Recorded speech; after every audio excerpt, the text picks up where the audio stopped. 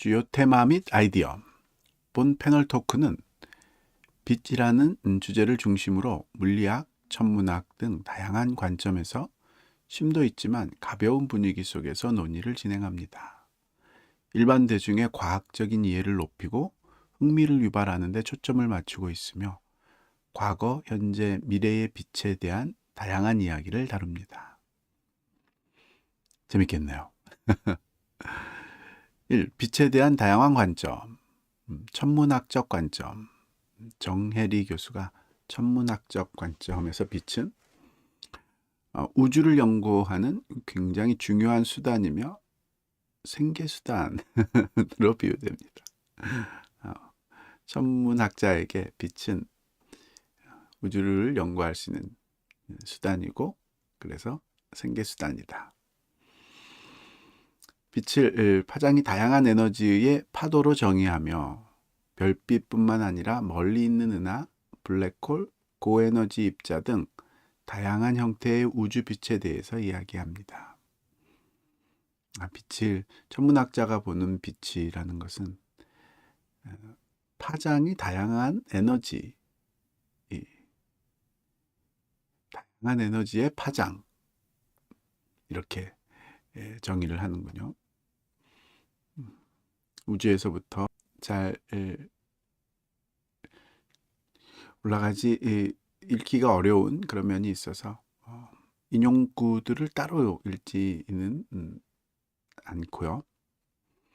내용들만 꾸준히 읽어볼게요. 천체 물리학적 관점, 윤성철 교수라는 천체 물리학적 관점에서 빛을 보면 별빛을 통해 우리가 생존하고 에너지를 얻으며 빅뱅 이론에 따르면 모든 물질이 빛에서 시작되었다고 강조합니다. 빛은 우리를 여기에 존재하게 하는 어떤 것이라고 말씀드릴 수 있을 것 같습니다. 그러니까 빛이 모든 우주의 근원, 존재의 원인이다. 굉장히 종교적인, 철학적인 그런 말이네요. 또한 별을 만드는 성간 물질과 먼지의 역할을 설명하며 지구의 행성의 생명체 존재 가능성을 탐색하는데 빛의 흡수선 분석이 중요함을 언급합니다. 빅뱅이 시작이 모든 빅뱅의 가장 시작이 빛으로부터 시작했기 때문에 빛은 모든 존재하는 것들의 근원이다. 이런 생각은 완전히 종교적인 그런 생각이죠. 실제로 이제 기독교에서도 태초에 빛이 있었다고 이야기하죠. 하나님이 빛이 있으라.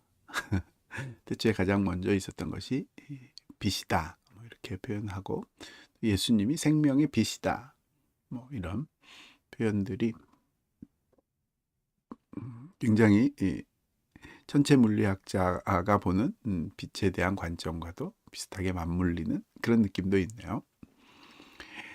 어쨌든 천체 물리학자 입장에서 별을 만드는 성간 물질과 먼지의 역할을 설명하며 지구의 행성의 생명체 존재 가능성을 탐색하는데 빛의 흡수선 분석이 중요하다라고 언급한다. 우주로부터 날아 들어오는 빛을 흡수해서 그것을 분석함으로써 외계 생명체의 존재 가능성까지도 그런 것으로 탐색을 하는군요. 초기 우주 별들의 특징과 초신성 관측을 통한 우주 탐사 가능성도 제시합니다. 그러니까 새로 생겨나는 별이라든지 그러니까 지금 우리가 보고 있는 별빛 자체가 초기 우주의 별들의 빛이다. 그런 것들을 분석함으로써 초창기 과거의 우주의 모습, 우주가 어떻게 시작되었는지 이런 것들을 이제 분석해 볼 수 있다. 이런 뜻이겠죠. 물리학자 김상욱 교수의 관점이네요. 물리학에서 빛은 맥스웰 방정식의 특별한 솔루션에 불과하지만 표현이 재밌네요. 맥스웰 방정식은 파동 방정식, 파동으로 움직이는 그런 물질들을 묘사한 전자기학, 이게 제일 많이 쓰이죠. 전기와 자기가 파동으로 움직이니까. 그래서 아까 위에 천문학자는 빛이란 파동으로 움직이는 에너지다. 모든 에너지. 이렇게 이야기했는데, 똑같은 말을 맥스웰 방정식, 즉 파동 방정식의 특별한 솔루션이 빛이다. 물리학자 느낌이 나네요. 그 솔루션이 파동이라는 점이 중요하다고 말합니다. 그러나 20세기 이후 빛이 입자, 광자의 성질도 가진다는 것이 밝혀졌으며 이는 현대 물리학 혁명의 중요한 계기가 되었습니다. 빛은 파동으로 움직이는 그런 물질이라고 생각을 했는데, 빛이 입자의 성질도 가진다는 것을 발견한 것이 이제 현대 물리학 혁명의 중요한 계기가 됐다. 아마 양자역학을 말하는 것 같고요. 현대 물리학, 즉 양자역학 또는 뭐 상대성 이론 이런 것들을 생각해 볼 때 빛이 입자이면서 파동이다라는 생각이 가장 기초적인 중요한 개념이 되었다. 이런 이야기를 하고 있는 것 같으네요.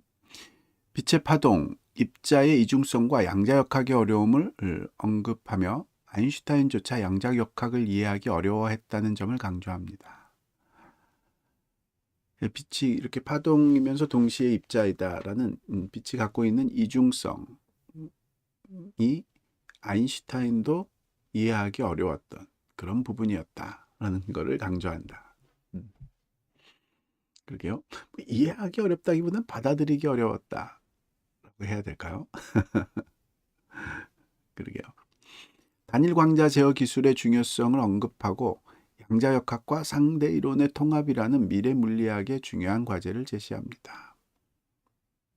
물리학자 입장에서는 그런 이중성을 가진 빛의 단일한 입자, 단일 광자를 제어하는 기술이 아주 중요한,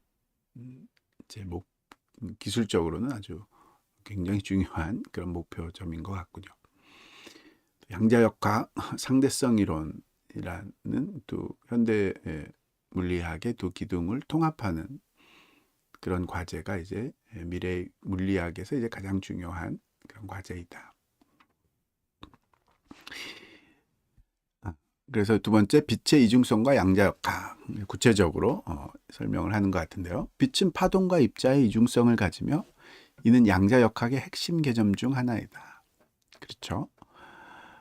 지금 위에서 이야기한 것도 그런 내용이었고요. 20세기 초 아인슈타인과 보어의 양자역학 해석 논쟁을 연극 배우들이 재현하며 관객의 이해를 돕습니다. 이분도 재밌네요. 패널이 토의를 하는 중에 연극도 같이 했나 보군요. 솔베이 학교에서 벌어진 역사적인 논쟁을 소개하며 측정 전까지 전자는 여러 곳에 존재할 수 있다는 보어의 주장에 대해 아인슈타인이 신은 주사위 놀이를 하지 않는다며 반박한 일화를 소개합니다.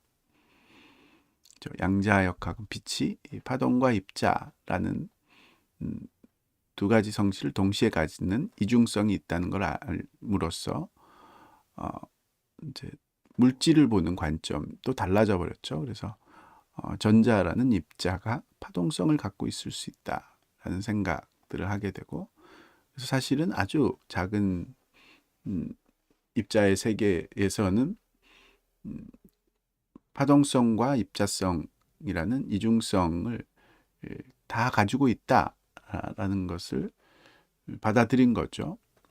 그것이 의미하는 바가 무엇이냐라고 할 때 양자역학을 만들어 가던 초창기 양자역학의 대부라고 할 수 있는 닐스 보어 같은 사람들은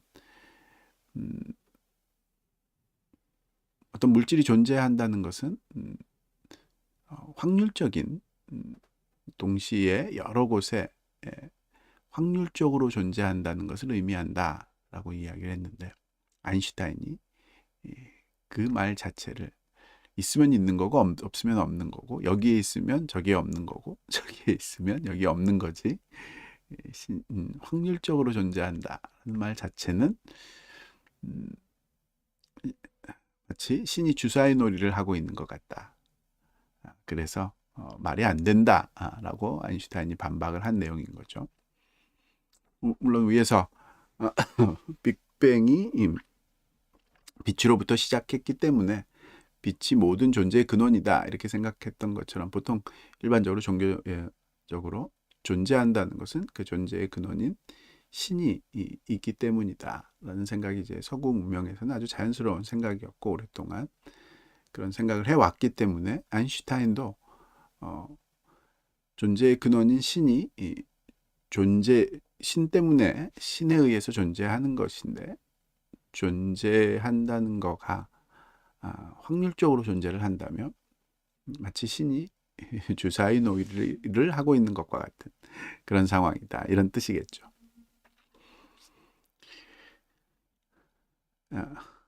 연극에 이러한 것 같은 부분인 것 같은데요. 아인슈타인이 아니 그럼 우리가 관측하기 전에는 전자가 어디 있는지 모른다는 말입니까? 그게 말이나 되는 소리예요. 보어가 하나의 전자는 측정하기 전까지는 여러 곳에 존재할 수가 있습니다. 저의 소리나 물결의 파동처럼. 파동이 갖고 있는 성격은 공간의 여러 곳에 퍼져 있으면서 그것이 어디에 있느냐를 관측함으로써 위치가 정해지는. 그래서 이제 관측하기 전까지는 여러 곳에 퍼져 있고 관측하면 그제서야 그 관측한 장소에 존재하게 되는 그런 모습이 가장 근원적인 원자들의 또는 작은 양자들의 존재 형태이다. 그리고 대표적으로 빛이 그런 모습들을 가지고 있다. 이런 뜻이겠죠.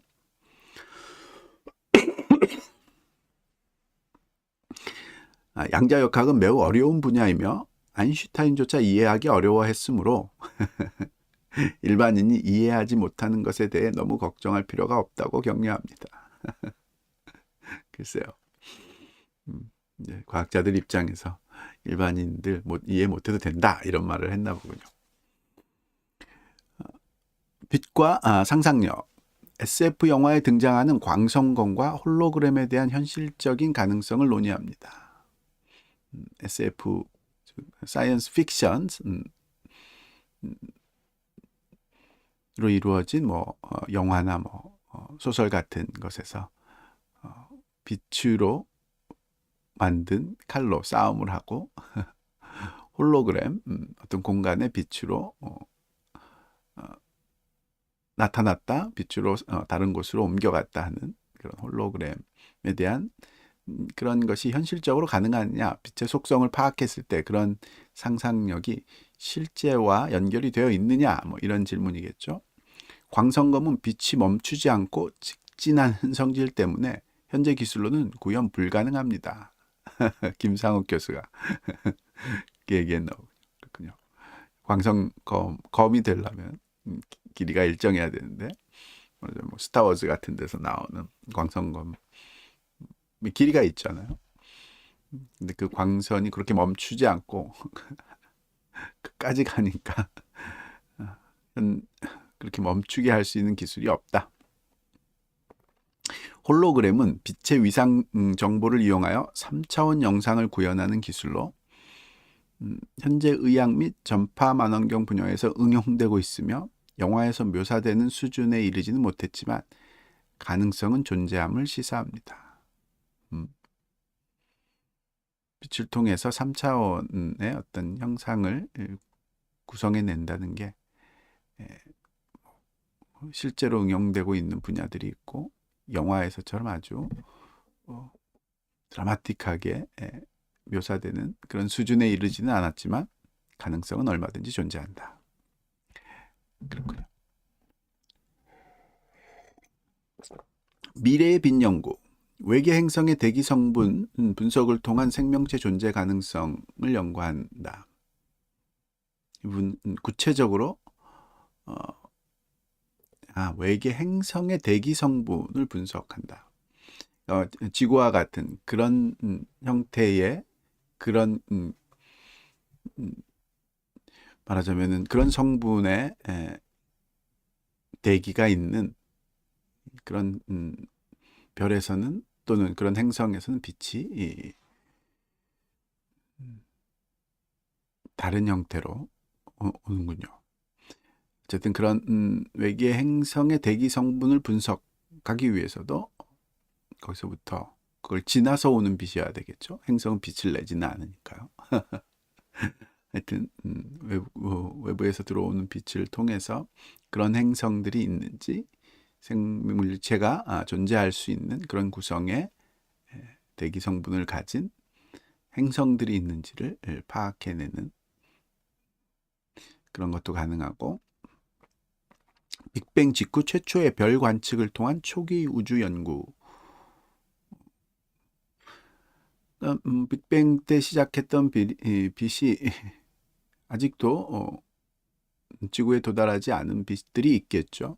그래서 그 빛을 연구함으로써 초기 우주의 모습을 유추해서 추론할 수 있다. 그런 뜻인 것 같군요.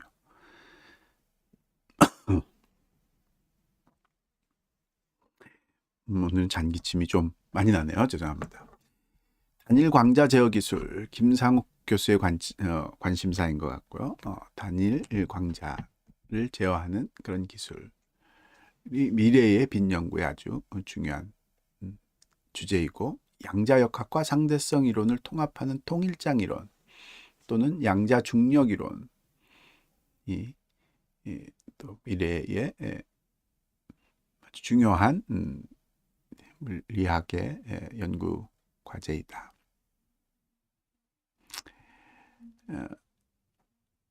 어떤 식으로 소통을 했는지 내용이니까요. 관객과의 소통 내용은 넘어가고요. 빛, 색즉 시공 제목의 의미, 콘서트 제목 빛, 색즉 시공은 불교 용어에서 차용한 것으로 색이 곧 공, 비어있음이라는 의미를 담고 있습니다. 과학 콘서트에서는 이를 시간과 공간의 색, 즉 빛을 가지고 기출 표현하자 라는 중의적인 의미로 사용하여 빛이라는 주제를 다양한 각도에서 탐구하고자 하는 의도를 담고 있다고 설명합니다. 색을 가지고 빛을 표현하자, 그런 의미에서 색즉 시공이다. 카오스 재단의 노력. 카오스 콘서트는 일반 대중에게 과학을 쉽고 재미있게 설명하고자 다양한 시도를 하고 있습니다. 과학 분야에 대한 대중의 관심을 높이고 과학자로서의 꿈을 키우도록 격려하는 그런 재단이군요. 결론, 카오스 콘서트 패널 토크는 빛이라는 매혹적인 주제를 통해 물리학과 천문학의 흥미로운 이야기를 다층적으로 풀어냈습니다. 전문가들의 깊이 있는 지식과 유머러스한 설명, 그리고 관객과의 적극적인 소통을 통해 과학에 대한 이해를 높이고 즐거움을 선사했습니다. 특히 어려운 양자역학 개념을 연극이라는 새로운 형식으로 접근한 시도는 관객들에게 깊은 인상을 남겼으며 미래과학 연구에 대한 비전을 제시하며 마무리되었습니다.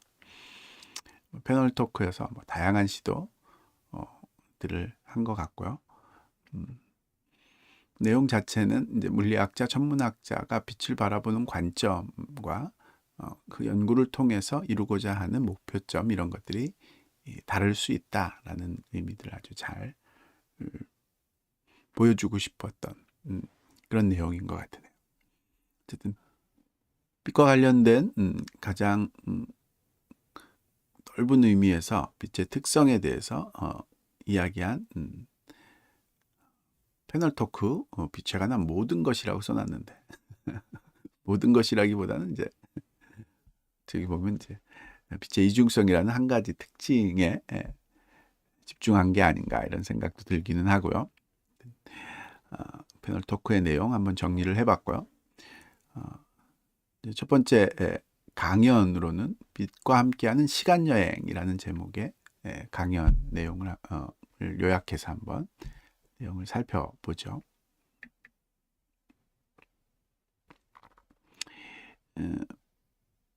스튜디오로 가서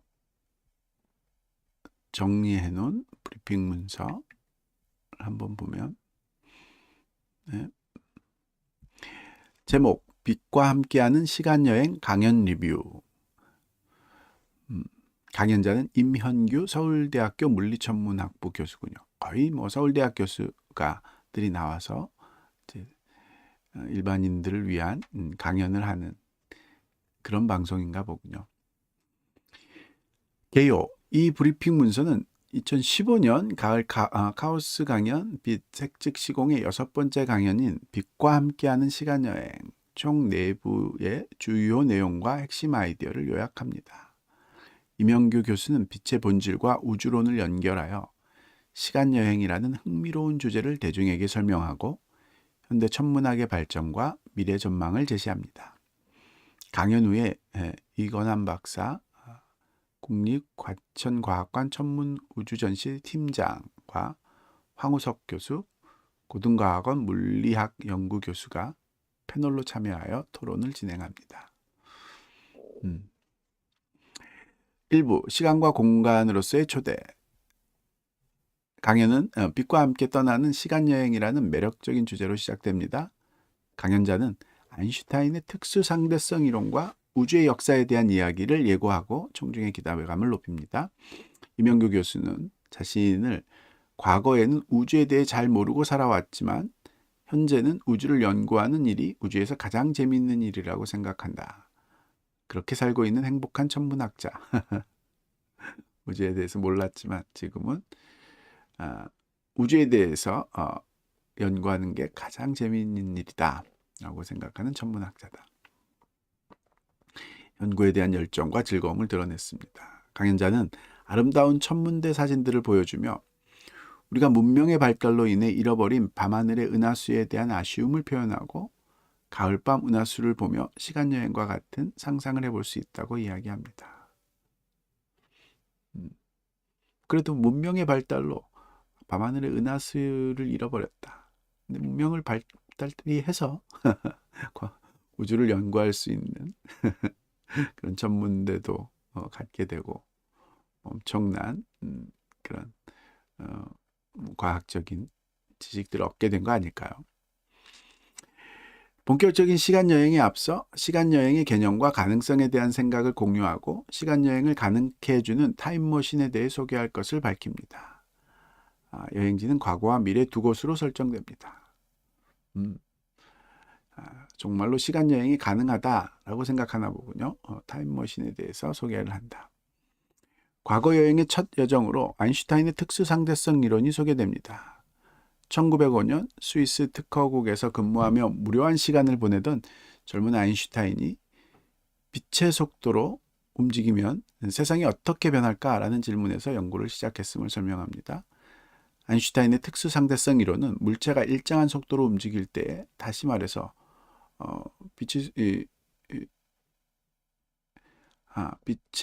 속도가 나와 또 다를 수도 있을 텐데 그럴 때 주변의 상황이 변화할 것인가 하는 것을 기술하는 거라고 간략하게 정의됩니다.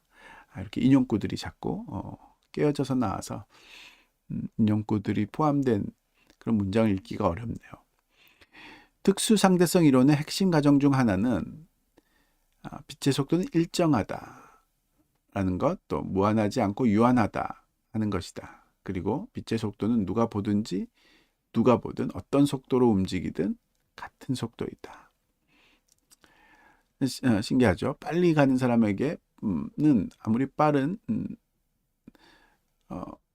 기차도 옆에서 빨리 자동차를 타고 가면서 보면 천천히 가는 것처럼 보이고, 가만히 서 있는 사람에게는 굉장히 빠르게 보이는, 모든 물질이 움직이는 것들은 다 그럴 것 같은데 빛만은 다르다는 거죠. 빛만은 아무리 빨리 가는 사람이 보든 서 있는 사람이 보든지 간에 항상 빛의 속도는 일정하다.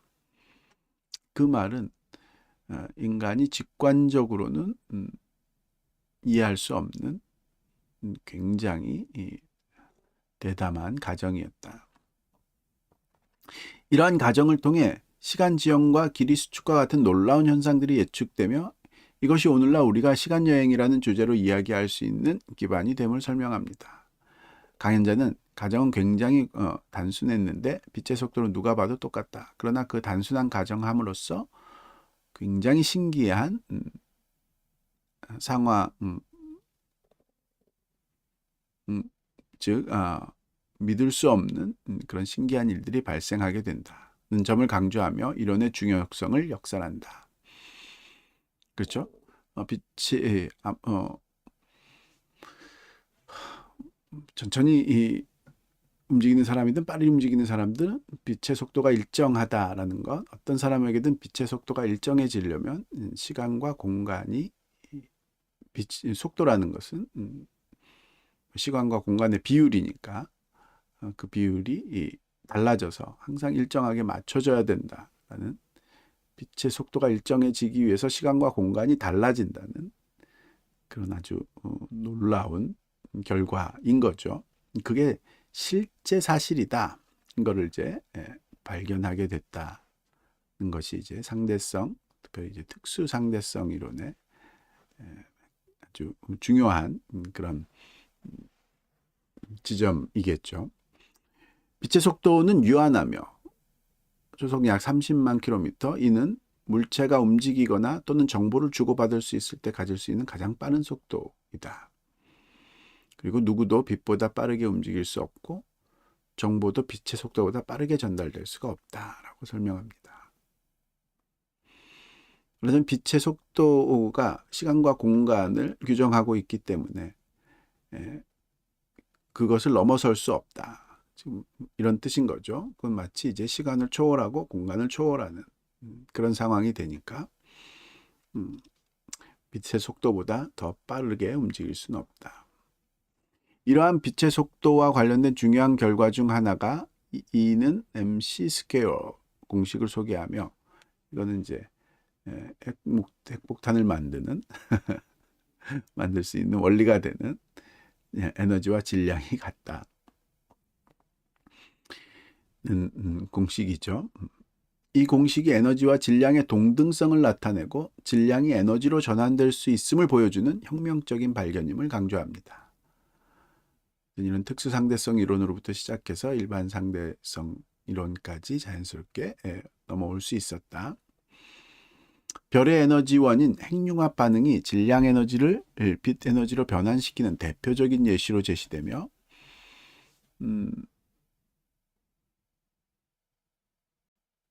이를 표현하는 방식이 E는 MC 스퀘어이다 말인가 군요.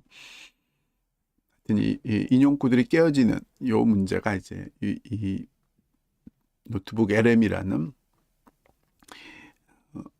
AI 툴의 이제 가장 큰 문제인 것 같으네요. 그래도 지금까지는 아주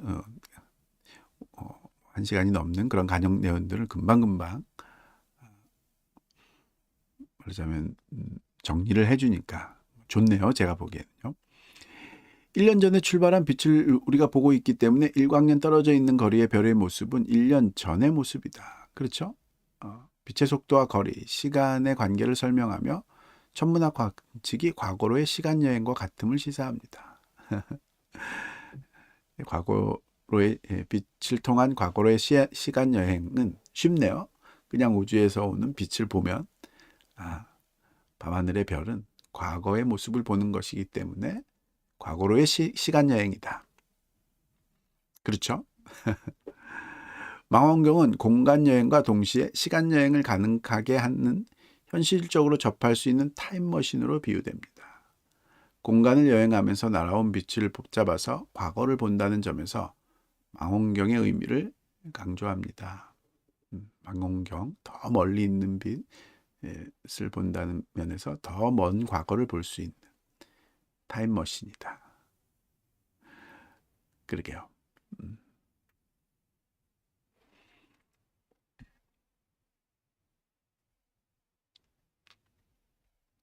시간여행의 도구 망원경. 2부에서는 본격적으로 시간여행의 도구인 망원경에 대해서 이야기를 펼칩니다. 최초의 망원경은 1608년 네덜란드에서 발명되었으며, 그렇군요. 항해술 때문에 발견하지 않았을까. 네덜란드가 이제 대항해 시대의 대표적인 기술 패권 국가였으니까요. 항해술에 대한 관한한 이제 첨단 기술을 갖고 있었던 네덜란드에서 망원경이 1608년 만들어졌군요. 갈릴레오 갈릴레이가 스스로 망원경을 만들어 하늘을 관측하면서 천문학 발전에 큰 기여를 했음을 설명합니다. 이탈리아 사람이었던 갈릴레오 갈릴레이가 네덜란드에서 만들어진 발명된 망원경의 원리를 배워서 자기가 스스로 만들어서 말하자면 천체를 관측했다라는 거죠. 현대에는 망원경의 개념이 넓어져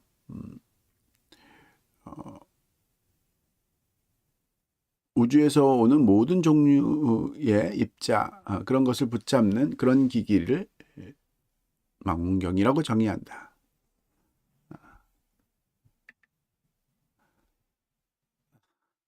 뱅스님이 명성교회 김하나 목사 이야기를 해주시는 것 같고요. 하여튼 들어와 주셔서 감사하고요. 그런 의미에서 이제 망원경의 종류는 전파 망원경, 중력파 망원경, 입자 망원경 같이 다양한 종류가 우주에서 들어오는 모든 것들을 붙잡아서 볼 수 있는, 분석할 수 있는 그런 기기가 이제 망원경이다.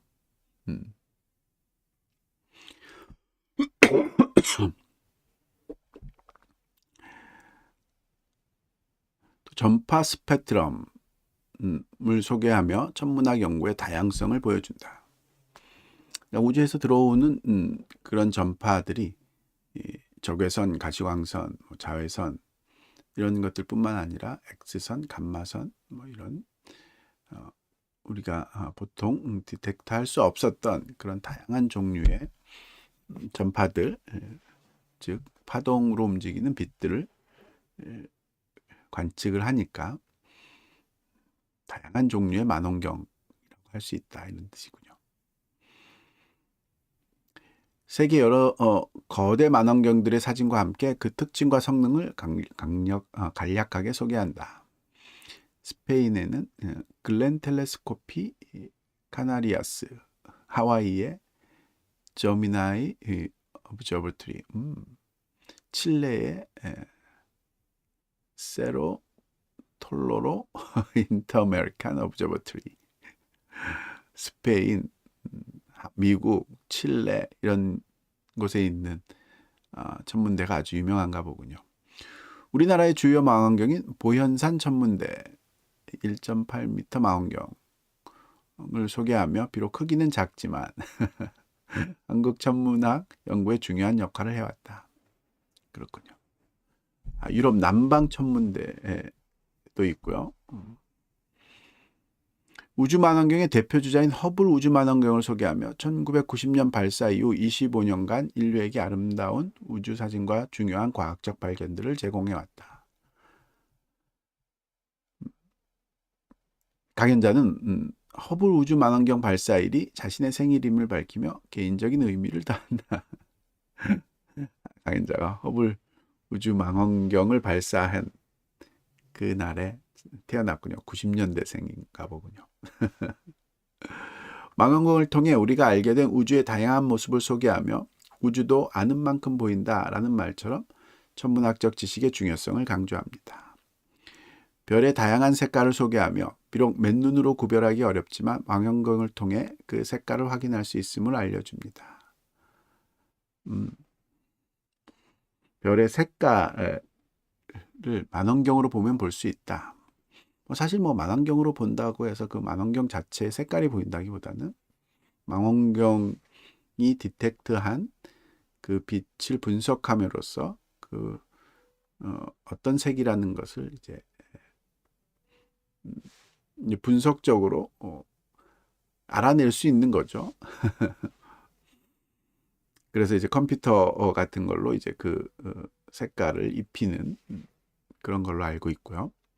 코스모스의 아름다운 모습들을 사진과 함께 보여주며 성운, 성단, 은하 등의 다양한 천체들을 소개한다. 우주는 흑백이 아닌 천연색의 다채로운 모습을 지니고 있으며, 왜냐하면 이제 다양한 빛이 들어오고 있으니까요.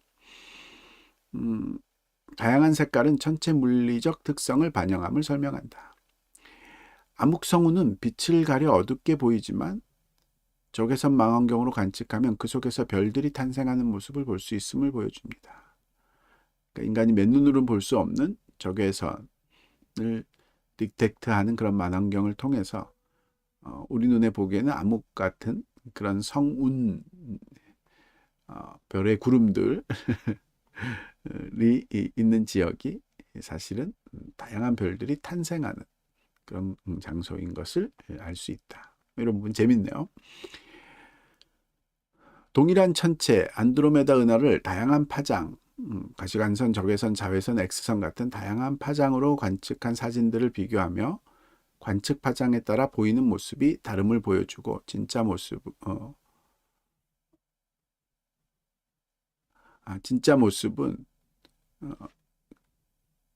그 전부이지만 무엇으로 보았을 때 어떻게 보이느냐, 어떤 방향으로 봤을 때 어떻게 보이느냐의 차이일 뿐이다 라고 강조한다. 멀리 떨어진 희미한 전체를 관측하기 위한 노력을 소개하며 뉴욕 대학 천문자가 멕시코의 어두운 지역에서 장시간 노출을 하여 촬영한 부특질성 부분의 은하들의 모습을 보여줍니다. 맨눈에는 보이지 않지만 망원경을 통해 거대한 우주의 구조를 확인할 수 있음을 보여줍니다. 과거와 미래로의 시간여행, 이런 빛의 의미를 잘 이해하고 있으면 아까 먼저도 얘기했듯이 우주를 봤을 때 우주에서 들어오는 빛이 과거에 있었던 빛이니까 과거로 가는 시간여행이다. 미래로의 시간여행은 어떤 의미일까요? 궁금해지네요. 한번 읽어보죠. 3부에서는 앞서 소개된 망원경이라는 타임머신을 이용하여 과거와 미래로의 시간여행을 본격적으로 떠납니다. 우주는 138억 년 전 빅뱅과 함께 탄생하여 팽창해 왔으며 이는 현재 유치원에서도 가르칠 정도로 보편적인 지식이 되었음을 언급합니다. 하여튼 이제 빅뱅 우주론은 유치원에서도 가르친다. 그런가요? 빅뱅 이론의 증거로 우주 배경 복사를 포함한 여러 가지를 제시하며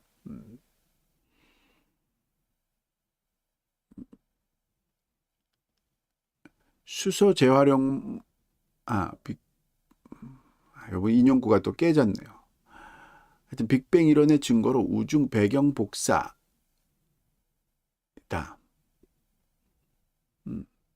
글쎄요. 빅뱅 이론의 증거, 가장 중요한 증거로는 우주 팽창, 별들 사이에 가속 팽창하는 모습이었다. 그걸 관찰한 거 허블이라는 사람이 빛이 적색 편의를 이루는 모습, 별들에서 오는 빛이 적색 편의를 이루는 모습을 분석해서 빛이 그러니까 별들이 거리에 비례해서 더 빠른 속도로 멀어져 가고 있다라는 것을 알게 됐고, 그것을 통해서 그렇다면 사실은 원래 처음에는 가까운 곳에 뭉쳐 있었다는 뜻인 거죠. 그게 이제 빅뱅 이론을 만들었는데 그것이 사실인지 아닌지, 정말 그랬다면 그런 폭발을 일으키게 했던 잔열이 남아 있어야 되는데 그것이 어떻게 남아 있을 수 있느냐, 그걸 어떻게 확인할 수 있느냐 했을 때 그걸 이제 확인하게 된 계기, 우주 배경 복사 에너지를 확인하게 된 것이 빅뱅을 받아들일 수 있는 가장 중요한 근거가 됐죠. 이걸 증거다. 하여튼 빅뱅 이론에 대해서 굉장한 확신을 갖고 있는 그런 사람의 표현인 것 같기는 하네요. 우주의 138억 년 역사를 시간 순서로 요약하여 보여주며 빅뱅 이후 초기 우주, 최초의 별 탄생, 암흑시대, 은하와 태양계의 형성, 그리고 현재 이르기까지의 과정을 간략하게 설명합니다. 그래서 우주 천문학자이니까 천문 물리학 국부 교수이니까 제일 기본적인 내용들이겠죠.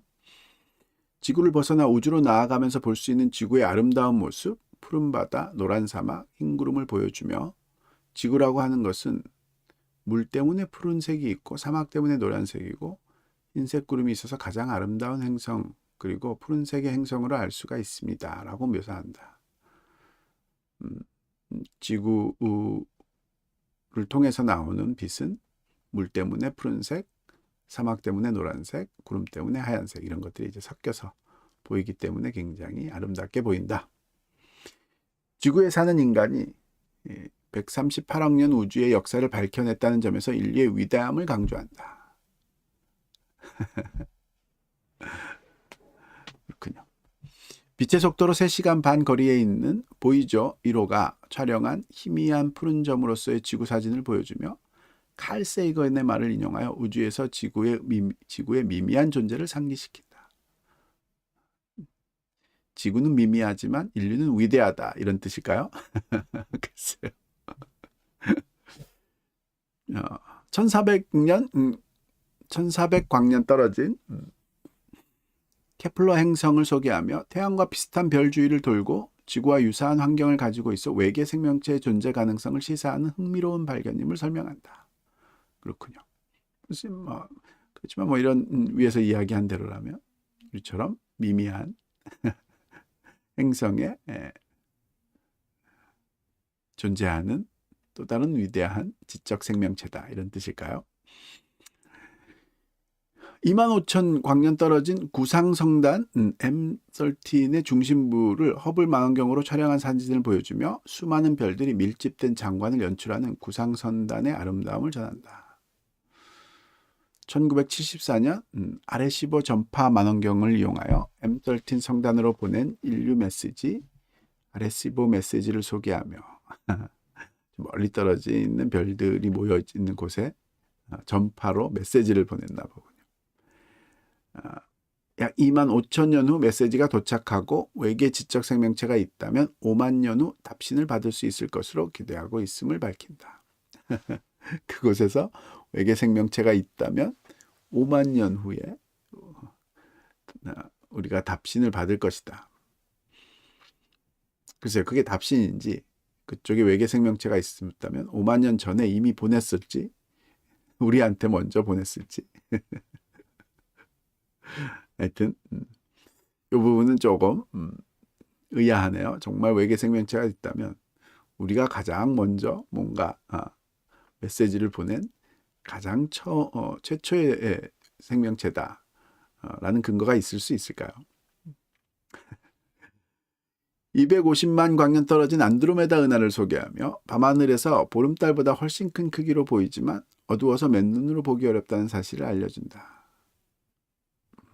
안드로메다 은하가 볼 수만 있으면 달보다도 크군요. 이 부분 재밌네요. 5,400만 광년 떨어진 처녀자리 은하단을 소개하며 수많은 은하들이 모여있는 거대한 구조를 보여주고 그 속에 있는 구상성단의 분포에 대한 연구 결과를 소개한다. 처녀자리 은하단 내에 있는 매우 작고 어두운 은하를 소개하며 한국 천문학자 장은선 씨가 발견한 가장 멀리 있는 왜소 은하임을 자랑스럽게 언급한다. 아주 왜소한 은하를 발견했지만 한국 천문학자이기 때문에 자랑스럽다, 이런 뜻일까요? 수억 광년 이상 떨어진 먼 과거의 우주를 탐험합니다. 하여튼 지금까지는 이제 과거로의 시간 여행인데 우주에서 오는 빛을 본다는 건 과거에서로부터 오는 빛을 보는 거니까 과거로의 시간 여행이다. 미래로의 시간 여행은 아직 나오질 않고 있네요. 어떤 것을 미래로의 시간 여행이라고 할지 궁금하네요. 빅뱅 직후 약 38만 년 후의 우주의 모습을 담고 있는 우주 배경 복사를 소개하며 이는 초기 우주의 온도 분포를 보여주는 중요한 증거이며 현재 우주 구조 형성의 씨앗이 되었음을 설명한다. 하여튼 이 우주 배경 복사를 이해하는 것이 빅뱅 티오리를 이해하는 아주 굉장히 중요한 요소이다. 마지막으로 우주의 미래에 대한 논의를 드디어 미래로의 시간여행의 의미, 빛을 연구한다는 것이 왜 미래로의 시간여행인지를 설명하기 시작하나 보군요. 빛과 함께 미래 여행은 불가능하지만 빛과 함께하지 않는 미래는 탐구할 수 있음을 시사한다. 이건 실망이네요. 빛과 함께는 미래로 갈 수는 없다. 그렇죠. 우리는 과거에서부터 오는 빛만 보니까요. 우리가 보고 난 후에 그 빛이 지나가는 방향을 쫓아갈 수는 없으니까. 그렇군요. 그래서 빛을 보는 것이 아니라 우리가 예측할 수 있는 그런 형태, 우주가 진행될 모습들을 예측하는 것, 그것이 미래로의 시간여행이다. 그래서 그렇다면 미래로의 시간여행은 너무 암울하지 않나요? 엔트로피 법칙이라고 하나요? 엔트로피가 늘어나면서 우주는 열적 평형, 즉 죽음에 이르게 될 것이다. 이렇게 보통 이야기하는데 그것을 미래로의 여행이라고 하는 건지 궁금해지긴 하네요. 우주의 운명은 우주를 구성하는 주요 요소인 암흑에너지, 암흑물질, 보통 물질에 달려있음을 설명합니다. 암흑에너지는 우주 팽창을 가속화시키고 암흑물질은 중력으로 물질을 끌어당기는 역할을 합니다. 이 부분 재밌죠?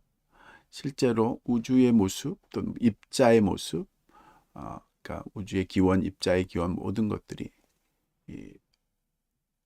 밀어내는 힘, 즉 폭발력과 끌어당기는 힘, 인력 사이의 조화로 이루어진다 라고 처음 강연자들이 설명을 굉장히 많이 했는데 우주의 모습을 보면서 그것을 그런 면이 있다는 걸 아는데 완전히 설명하기 어려운 끌어당기는 힘이 우리가 생각하는 것보다 훨씬 더 세고 보여지는 것보다 그래서 암흑물질, 인력을 가진 어떤 물질들을 가정하고 또 폭발시키는 힘도 우리가 생각하는 것보다 너무너무 강력해서 암흑 에너지, 즉 밀어내는 힘도 가정하는.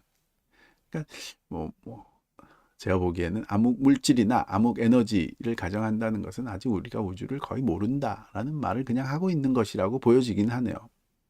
물론 아무것도 모르는 사람이 모른다라는 말과 많은 것을 알지만 아직 모른다라는 말의 의미는 다르겠지만 적어도 암흑 에너지 또는 암흑 물질이라는 말을 통해서 우리가 암흑, 즉 모른다, 모르는 물질과 모르는 에너지들이 있다. 그것도 95%였죠.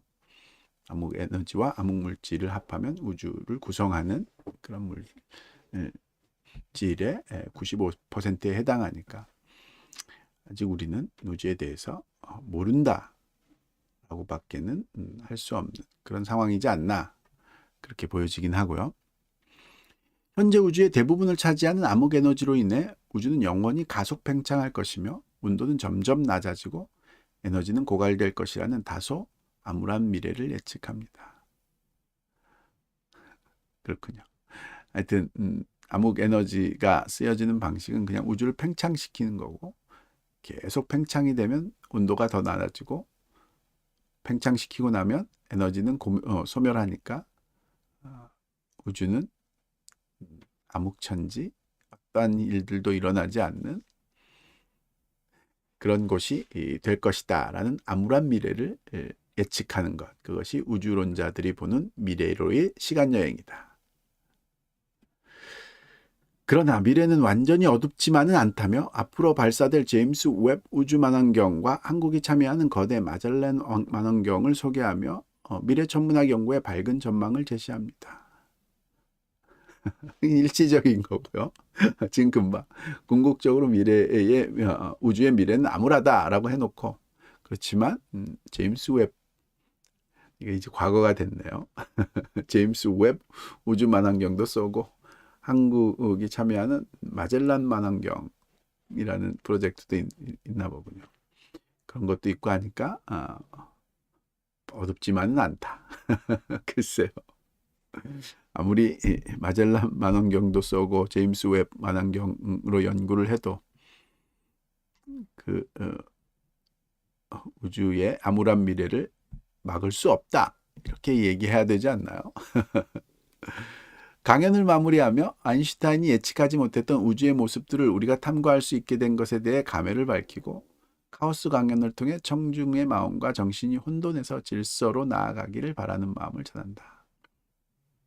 그래서 아인슈타인이 잘 몰랐던 걸 알았다는 사실 자체가 굉장히 특별한 일이다.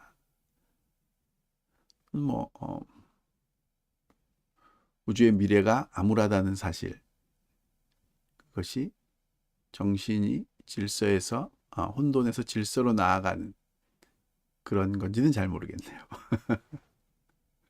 하여튼 우주에 대해서 이해하고 우주 천문학을 공부를 하면 정신이 혼돈에서 질서로 나아가는 그런 모습이다라는 생각을 하시는 분인 것 같긴 하군요.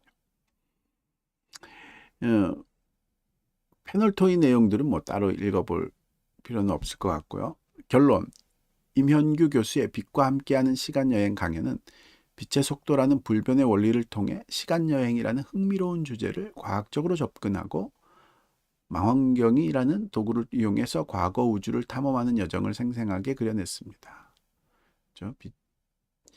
상대성 이론이 보여주는 특별함, 사실은 시간과 공간이 절대적이지 않고 상대적이고, 그 말은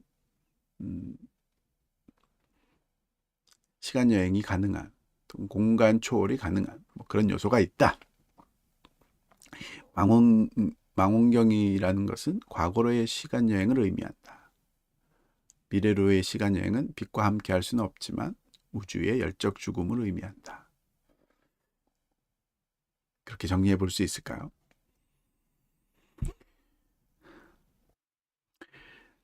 그럼 빛, 색을 밝히다. 빛과 색 인지의 과학이라는 강연의 내용 한번 살펴볼까요?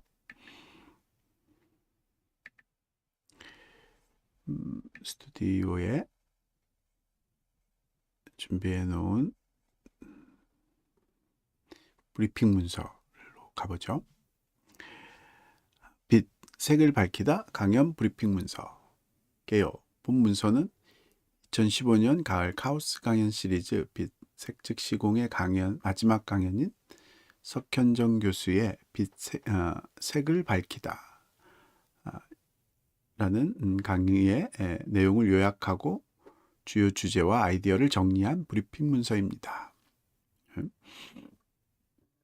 이 강연은 빛과 색의 관계, 색 지각의 원리, 색의 항상성, 조명 환경, 색의 감성적 및 문학적 의미, 그리고 법률 및 예술 분야에서의 색의 역할 등을 다루었습니다.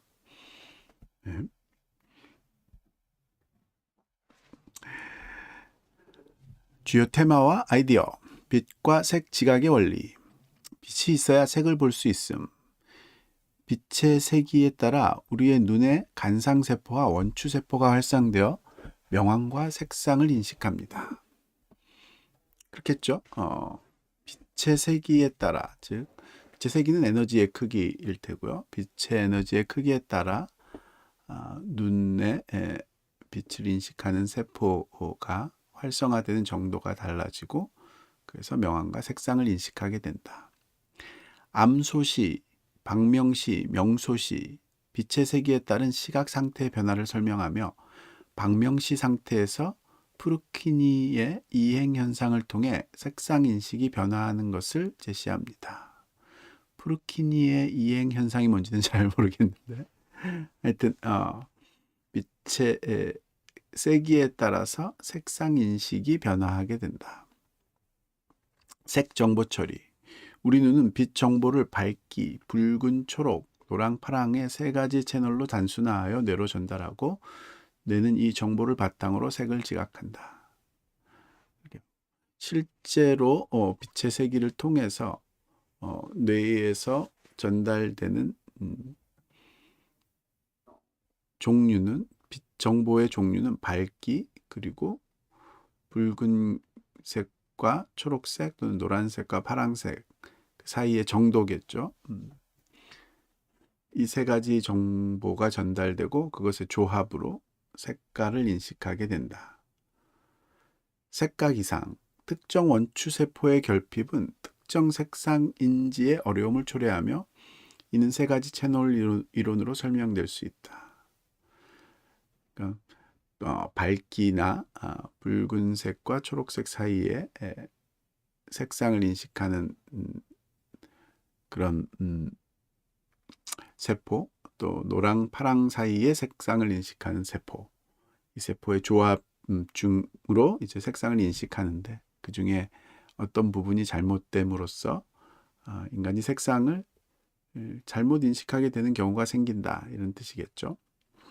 색의 항상성, 명수능과 색수능, 주어진 조명 환경의 밝기나 색 온도 변화에도 불구하고 사물의 색을 비교적 일정하게 인식하는 시각 시스템의 능력을 설명합니다.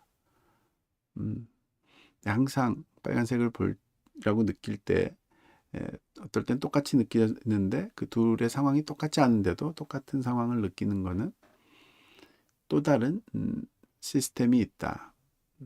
거기에 색에 순응하게 하는 그런 또 다른 뇌의 시스템이 있다, 이런 뜻인가 보군요. 기억색, 사물에 대한 기억된 색상 정보가 현재의 색 지각에 영향을 미쳐 색의 항상성을 유지하는 데 기여한다. 그렇군요. 그래서 이제 머릿속에 기억된 색깔과 지금 들어오는 정보의 조합을 통해서 색을 인식하게 된다. 드레스 논쟁, 파란색, 검정색 또는 흰색, 금색으로 보이는 드레스 이미지는, 똑같은 색깔의 드레스인데 어떤 사람에게는 파란과 검정색의 요소로 보이고 그 조합의 색으로 보이고, 어떤 사람에게는 흰색과 금색의 상태로 보이는, 굉장히 신기한 일인데 실제로 저도 본 적이 있는데, 똑같은 사진을 보고 제가 보기에는 흰색과 금색이었던 것 같아요. 근데 많은 사람들이 이건 파란색과 검정색의 조화로 이루어진 드레스다, 이렇게 선택을 하는. 드레스 이미지는 개인의 색 수능 차이로 인해 다르게 지각될 수 있음을 보여주는 사례입니다. 그렇군요. 다양한 조명 환경과 색온도, 태양광의 변화, 태양빛은 대낮과 노을 질 때 공기층 통과 방식에 따라 색이 다르게 보이지만 태양 표면 온도는 일정합니다. 색온도, 흑채가 특정 온도에서 방출하는 빛의 색깔을 켈빈 단위로 나타내는 개념으로 조명기기의 색상을 표현하는 데 사용됩니다. 낮은 색온도는 따뜻한 색, 높은 색온도는 차가운 색을 나타냅니다. 표준광원, 세계조명위원회에서 정의한 표준된 광원으로 색 재현 평가의 기준이 됩니다. 연색지수, 광원이 물체의 색을 얼마나 정확하게 표현하는지를 나타내는 지수로 높을수록 자연광에 가까운 색 재현을 제공합니다. 이제 다양한 조명 또는 이제 색 자체를 평가하는 그런 기준들을 전문가들이 정해놓은 거니까 이거 괜히 읽었네요. 감성 조명과 색의 활용. 감성 조명, 사용자의 감성이나 활동 목적에 따라 조명의 밝기나 색 온도를 조절하여 원하는 분위기를 연출하는 조명 방식. 상업적 활용, 슈퍼마켓이나 정육점 등에서 특정 색을 조명에 사용하여 상품을 더 매력적이게 보이게 하는 사례. 이런 게 이제 윤리적 문제를 일으킬 수 있다. 교육 환경 적용, 학습 환경에 따라 최적의 밝기와 색 온도를 제공하는 조명이 학업 성취도 향상에 긍정적인 영향을 미칠 수 있음을 보여주는 연구 사례가 있다. 그런가요? 그렇군요. 어떤 스탠드를 쓰느냐에 따라서 성적이 달라질 수 있나 보군요. 가정용 감성 조명, RGB LED 조명을 활용하여 다양한 분위기를 연출하고 스마트폰 앱을 통해 편리하게 제어하는 기술. 하여튼 빛이 일상생활에서 효과적으로 이용하기 위한 그런 기술들이 많이 발전이 됐나 보군요. 색의 감성적, 문화적 의미, 색과 욕망, 특정 색상이 인간의 욕망을 자극하는 사례를 제시하고 진화론적 관점에서 설명될 수 있다. 글쎄요. 진화의 관점에서 어떤 색과 감정이 연결된 것이 생존의 확률을 높인다. 그렇기 때문에 그런 식으로 연결을 했다. 이런 뜻일까요? 문화와 색의 현상, 색에 대한 정서적 반응은 개인의 경험과 문화적 경험에 따라 다르게 나타날 수 있다. 프랑스 국기 이미지에 대한 반응, 변화 사례를 통해 설명한다. 그러니까 색을 기억하는 그 기억이 이 색상을 인식하는 것을 일정하게 유지시켜 주듯이 집단적인 기억, 색에 대한 집단적인 기억이 그 색에 대한 반응을 다르게 하겠죠. 지역색, 특정 지역의 자연환경과 문화적 요소들이 반영되고 고유한 색상 체계를 의미하며 서울색 가발색을 통해 그 중요성을 설명합니다. 색 공유 플랫폼, 아도브 컬러와 같은 웹사이트를 통해 누구나 자신이 좋아하는 색 조합을 공유하고 활용할 수 있는 시대가 되었음을 소개합니다. 그렇군요. 예술, 법률, 사진 분야에서의 색, 사진과 빛. 사진에서는 이제 색, 빛 이게 엄청나게 중요하겠죠, 당연히. 패션에서도요, 사진 보관에서도.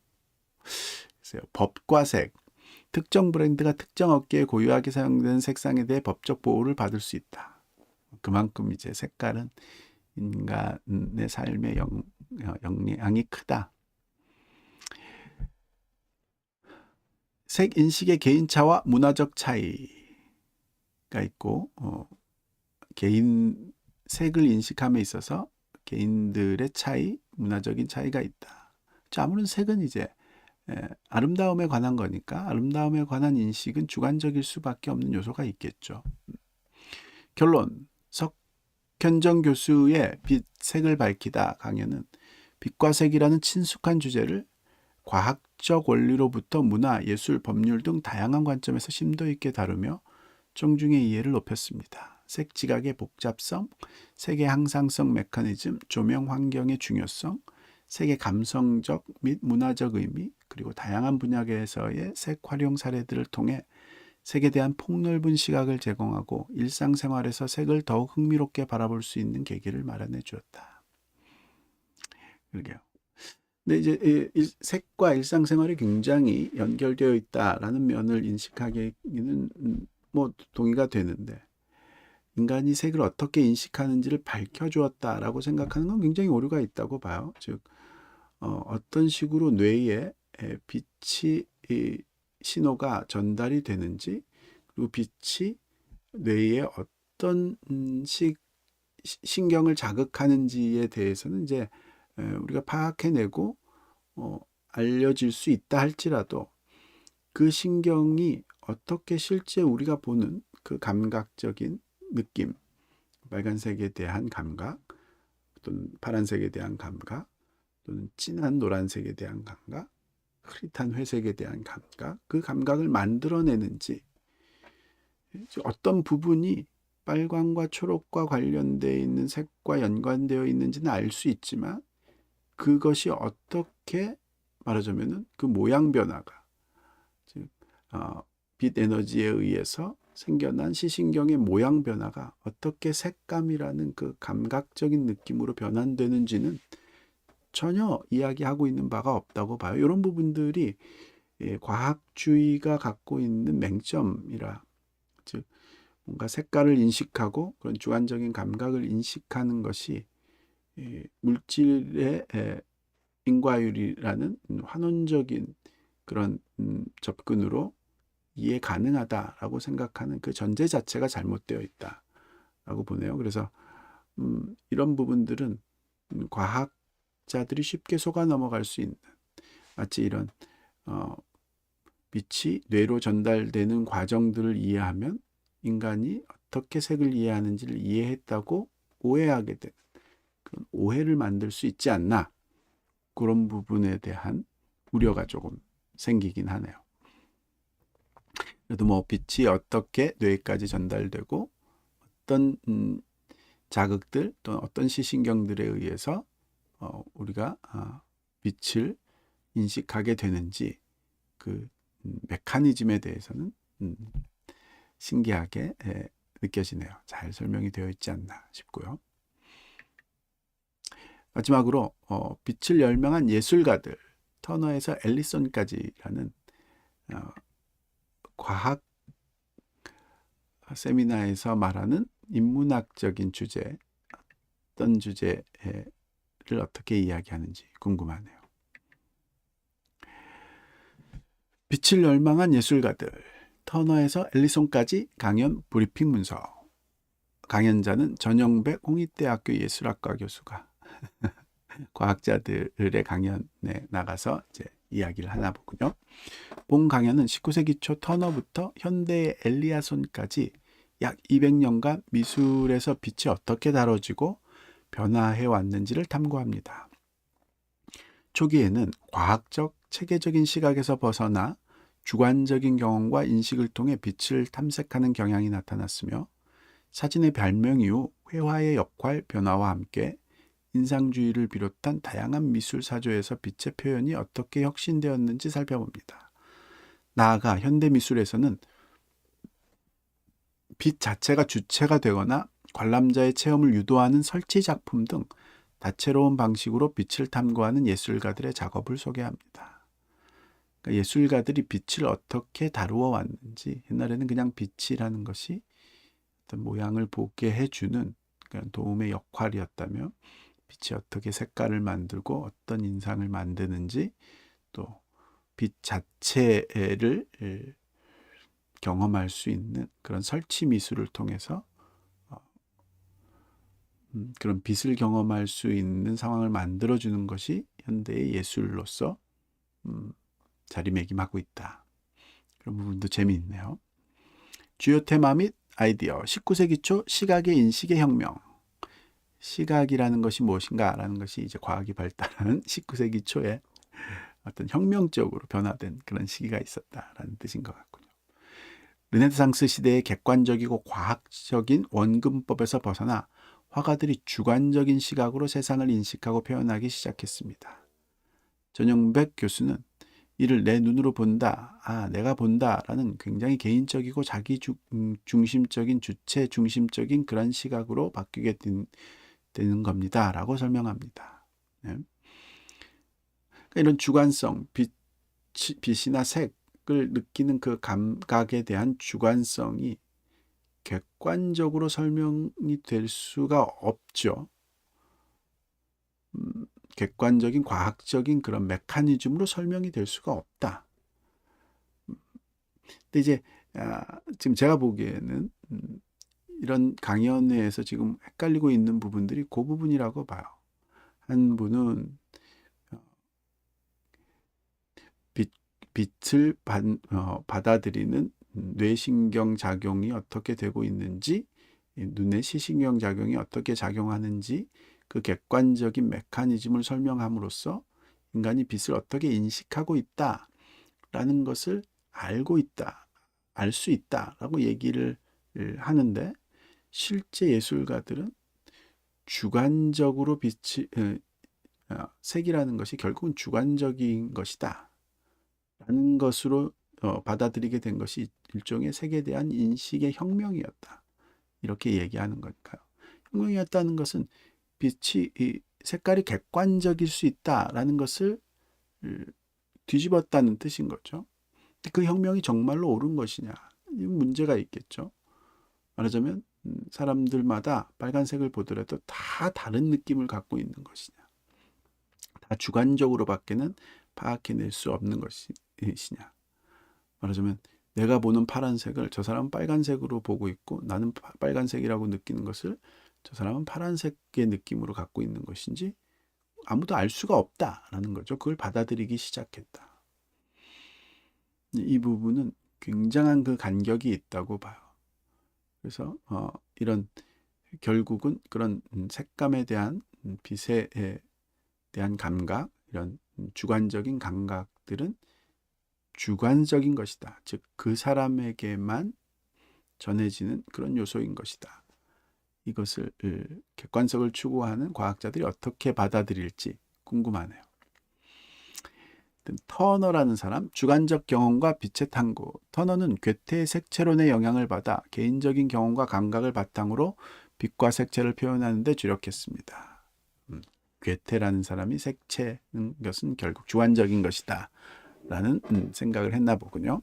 그는 런던 템스강의 화재 현장이나 폭풍우 속에서 자신의 경험을 화폭에 담았으며 이는 당시의 구상 중심적인 미술계의 매우 실험적인 시도였습니다. 전영백 교수는 터너에 대해 상당히 선구적인 작가였다라고 평가한다. 터너의 작품 노에서는 빛과 색채의 강렬한 표현 속에 사회적 메시지를 담고 있지만 그의 주된 관심사는 이 빛과 어둠을 나타내고자 그리고 그것으로 인한 푸른색, 요란한 색에 그 눈에 그대로 감각되어 나타난 그런 색을 표현하고자 했던 것이다. 즉 색깔을 다른 사람과 공유된 그런 객관적인 그런 요소로 파악하지 않고 19세기부터 특히 터너라는 사람부터는 자기만의 느낌이라는 그 주관성을 표현하려고 노력했는데 그것이 굉장히 선구적인 작가를 만들었다.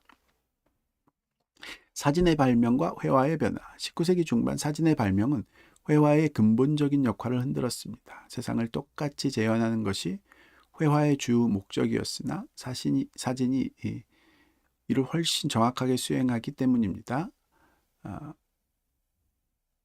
전영백 교수는 그때 이제 화가들이 자기가 할 일을 잃어버렸다는 거죠.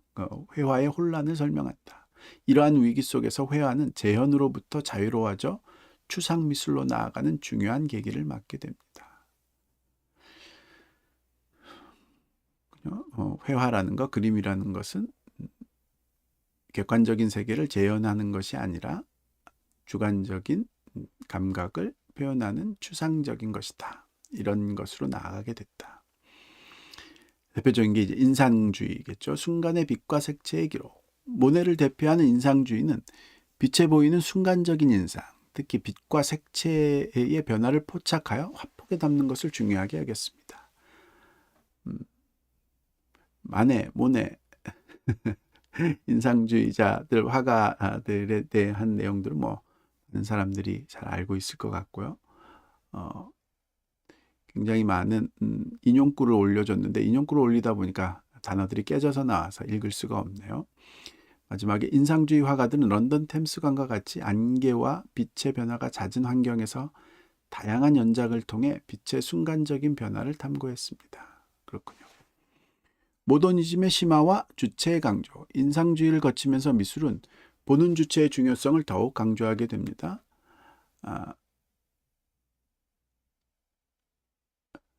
이거는 이제 데카르트의 주관주의, 결국 모든 것이 이 주관적인 인식에서부터 시작한다라는 시각 중심적인 경향을 강조하는 그런 모습이다. 신인상주의의 쇠라는 과학적인 색채 이론을 바탕으로 전묘법을 사용하여 빛과 형태를 동시에 탐구했으며 세자는 형태의 견고함을 되살리면서도 빛의 표현을 놓치지 않아 현대미술에 중요한 영향을 미쳤다. 하여튼 이제 현대미술은 빛과 색을 주관적으로 느끼는 그 주관적 감각을 표현하는 것에 중점을 두는 것이다. 이런 뜻인 것 같네요. 20세기 추상미술과 내면의 빛. 20세기에 이르러 미술은 점차 추상화의 경향을 띠게 되었고 로스코와 같은 추상 표현주의 화가들은 색채 자체로 내면의 빛을 표현하고자 했습니다. 로스코는 빛을 매우 중요하게 여겨 작업실의 조명을 조절하며 작업했으며 그의 작품은 관람자에게 깊은 명상과 정신적인 치유를 경험하게 합니다. 이건 재밌네요. 로스코라는 화가가 자신이 느끼는 주관적인 빛에 대한 감각을 표현했더니 관람자들이 그걸 보고서 정신적인 치유를 경험했다. 포스트모더니즘과 시각의 변화. 1960년대 이후 등장한 포스트모더니즘은 시각 중심적인 모더니즘 미술을 비판하며 삶과 유리된 예술의 한계를 지적했습니다. 예술은 시각 중심이었는데 이제 그것을 비판하고 좀 더 삶 전체와 연결된 그런 예술을 하고자 했다. 포스트 모더니즘 미술은 신체, 개념 등 다양한 매체를 통해 사회적, 정치적 메시지를 전달하는 데 집중하며 빛에 대한 직접적인 관심을 줄였습니다. 좀 이래서 포스트 모더니즘이 예술을 망치는 그런 상황이 된 거 아닐까요? 현대 미술에서의 빛, 체험과 공감과 2000년대 이후 현대 미술은 다시 빛에 대한 관심을 보이기 시작했지만 이전과는 다른 방식으로 접근한다. 관람자가 직접 빛으로 만들어진 공간 속으로 들어가 체험하거나 온몸으로 빛을 느끼는 공감각적인 작품들이 등장한다.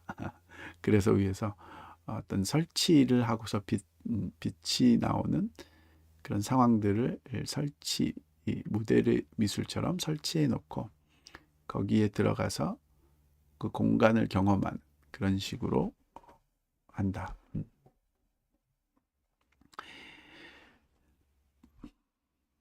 결론.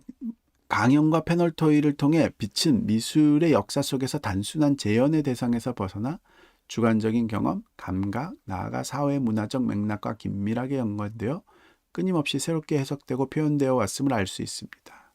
현대 미술에서 빛은 관람자의 체험을 유도하고 감각을 확장시키는 중요한 매체로 기능하며 앞으로도 빛을 향한 예술가들의 열망은 다양한 방식으로 지속될 것으로 기대됩니다. 그러게요. 하여튼 이제 예술계에서는 빛을 객관적인 빛이나 색 이런 것들을 객관적인 대상에서 19세기 이후부터는 완전히 주관적인 대상으로 바꿨다. 주관적인 것으로 바꿨다. 이게 이제 과학자들에게는 어떤 의미로 다가갈지 궁금하네요. 과학이라는 것은 객관적인 세계의 객관적인 법칙들을 통해서 이해라는 것을 추구하는 것이라면 예술이라는 것은 어느 정도는 객관적인 세계를 표현하는 그런 표현이었다고 봤는데 19세기 이후부터는 그것이 이제 완전히 사라지고 완전히 주관적인 그런 감각들만을 표현하는 그런 것으로 바뀌었다. 어쩌면 19세기가 과학과 예술이 완전히 이혼하는 완전히 갈라서는 그런 시기의 출발점이다. 이렇게 볼 수도 있을까요? 저한테는 그렇게 들리기도 하네요.